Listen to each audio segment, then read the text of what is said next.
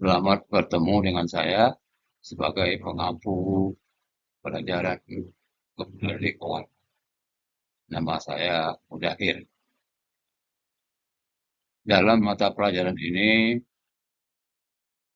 akan saya terangkan konvensi-konvensi yang mencakup tentu silabus ya, kepedulian lingkungan, yang itu konvensi-konvensi yang ada hubungannya dengan kepedulian lingkungan, seperti Marpol 7378, Ballast Water Management Convention 2004, Pollution Control, Anti-Fouling Convention 2001, London Dumping Convention, International Convention Relating to Intervention of ISIS in Cases of Pollution Casualties tahun 69 dan 73, Civil Liability for Air Pollution Damage 92, Fund Convention 1992, International Convention on Civil Liability for Bunker Oil Pollution Damage 2001, Undang-Undang Nasional dan Peraturan Pemerintah Nomor 21 Tahun 2010.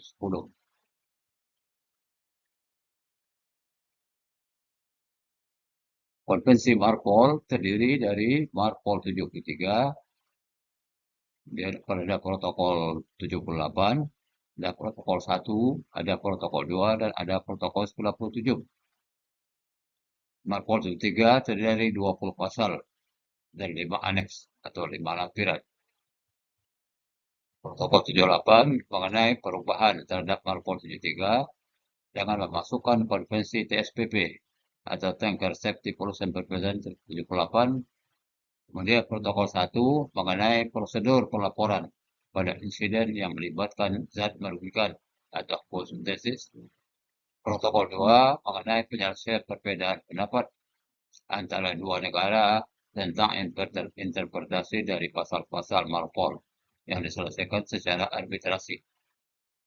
Protokol 97 mengenai perubahan Marpol 78 dengan menambah satu aneks lagi, sehingga sekarang menjadi 6 aneks, yaitu aneks 1, peraturan-peraturan untuk pencegahan pencemaran oleh minyak.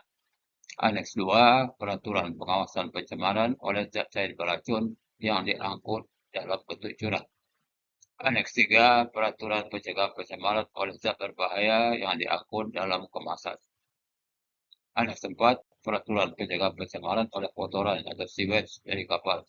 Aneks 5, peraturan pencegahan pencemaran oleh sampah dari kapal. Aneks 6, peraturan pencegahan pencemaran udara dari kapal. Dalam Marpol 73 ada beberapa definisi-definisi yang wajib saudara ketahui. Yang pertama, apa yang dimaksud dengan harmful substance atau zat yang membahayakan atau zat yang merugikan. Berarti setiap zat yang jika dimasukkan ke dalam laut dapat menimbulkan bahaya terhadap kesehatan manusia, membahayakan sumber daya dan kehidupan di laut, merusak fasilitas, dan atau mengganggu penggunaan laut yang sah lainnya, dan termasuk setiap zat yang diawasi oleh konvensi ini. Kemudian, apa yang dimaksud dengan pembuangan atau discharge? Sehubungan dengan zat yang membahayakan tadi, berarti setiap pembuangan apapun penyebabnya dari kapal dan termasuk setiap escape, pembuangan, tumpah, kebocoran, pemumpaan, melancarkan, atau mengosongkan. Tapi tidak termasuk pembuangan atau discharge menurut pengertian ini ialah yang pertama yang diatur dalam dumping convention.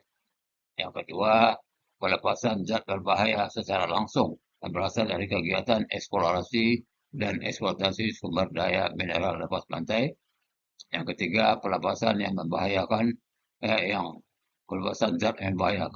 untuk tujuan research, ya, ilmu pengetahuan yang sah.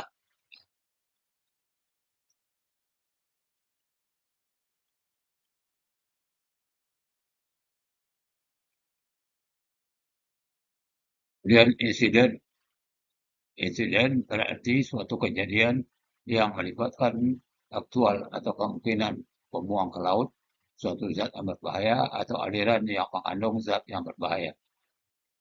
Pelanggaran terhadap persyaratan dari konvensi ini dilarang dan sanksi akan ditetapkan sesuai dengan undang-undang dari negara bendera dimanapun pelanggaran terjadi.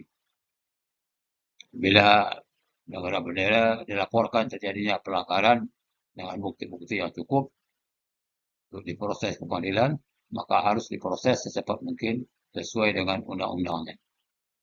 Setiap pelanggaran dari persyaratan dari konvensi ini dalam daerah hukum suatu negara anggota yang lain dilarang dan sanksi ditetapkan berdasarkan undang-undang negara di mana pelanggaran terjadi.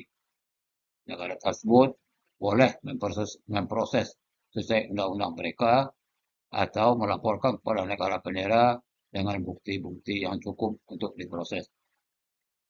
Setiap insiden yang melibatkan zat yang membahayakan harus dilaporkan sesegera mungkin sesuai ketentuan di protokol 1 dari Marpol. Dalam ratifikasi konvensi, negara boleh menyatakan belum menerima semua belum menerima satu atau semua aneks 3, aneks 4, dan aneks 6. Makanya aneks 3, 4, 5, 6 disebut sebagai aneks opsional. Tapi negara diharapkan dapat meratifikasi aneks 1 dan aneks 2 secepat mungkin.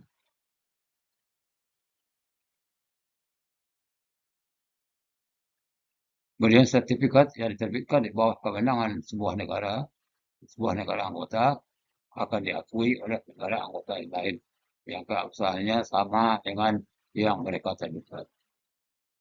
Kapal-kapal yang diharuskan mempunyai sertifikat menurut ketentuan dari konvensi ini apabila berada di pelabuhan atau di terminal lepas pantai dari suatu negara anggota lainnya akan diperiksa oleh pejabat-pejabat yang diberi kewenangan oleh negara tersebut.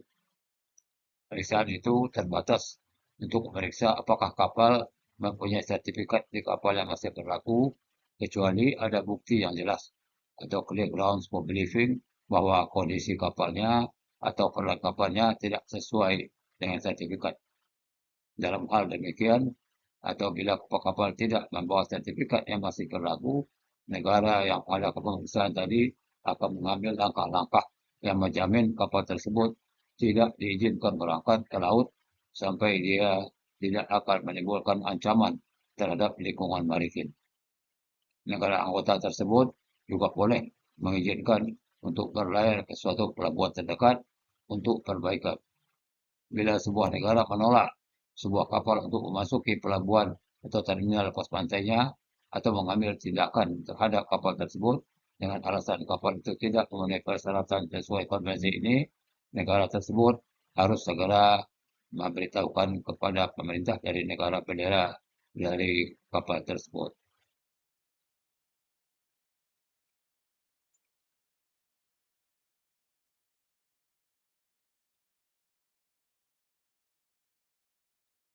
Setiap perselisihan antara dua atau lebih anggota dari konvensi ini sehubungan dengan interpretasi atau penerapan dari aturan-aturan dalam konvensi ini, bila perselisihan tidak dapat diselesaikan dengan negosiasi antara pihak-pihak yang terlibat dan anggota-anggota ini tidak setuju sebaliknya, maka akan dikirimkan atas permintaan dari tiap-tiap mereka ke arbitrasi semua diatur dalam protokol 2.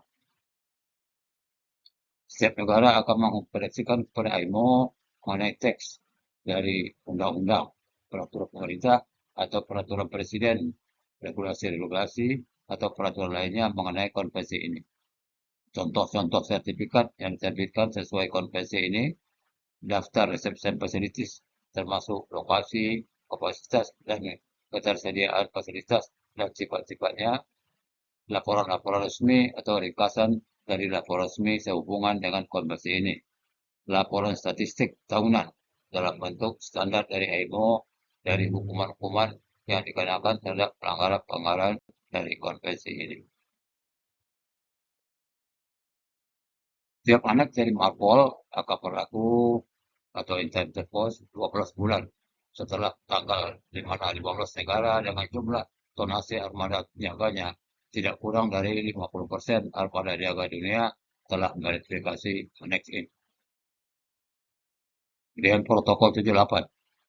Nah, protokol 78 Ya, diadakan penyempurnaan pada Konvensi 43 dengan mengadopsi aturan-aturan tanker safety pollution prevention ke dalam Aneks 1 Maret 43 dan juga disepakati bahwa Aneks 2 tidak akan diberlakukan selama 3 tahun atau lebih mulai dari tanggal berlakunya protokol ini.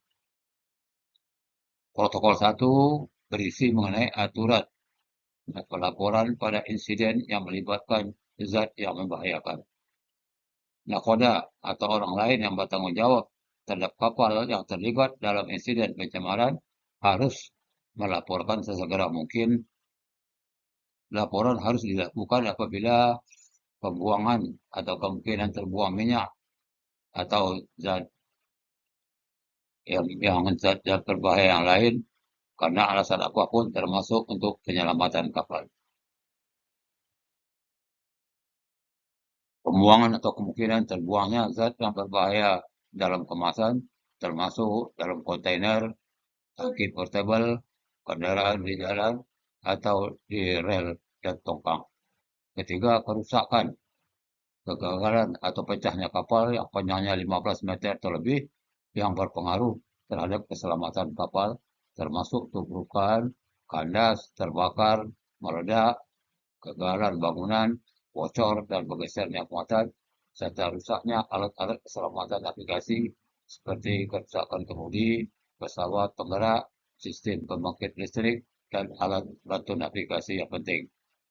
Pembuangan waktu kegiatan minyak dan cair beracun yang melebihi kadar yang diizinkan. Laporan harus disampaikan melalui alat komunikasi yang tercepat melalui stasiun radio pantai pada otoritas yang ditunjuk negaranya di Indonesia. Di Indonesia itu negaranya. Nah, jadi disampaikan kepada otoritas yang ditunjuk oleh negaranya. Kalau di Indonesia kepada sah bandar terdekat. Isi dari laporan ialah identitas kapal yang terlibat, waktu, jenis dan lokasi kejadian, jumlah dan jenis zat berbahaya terlibat, bantuan tindakan yang diperlukan. Protokol 2. Salah.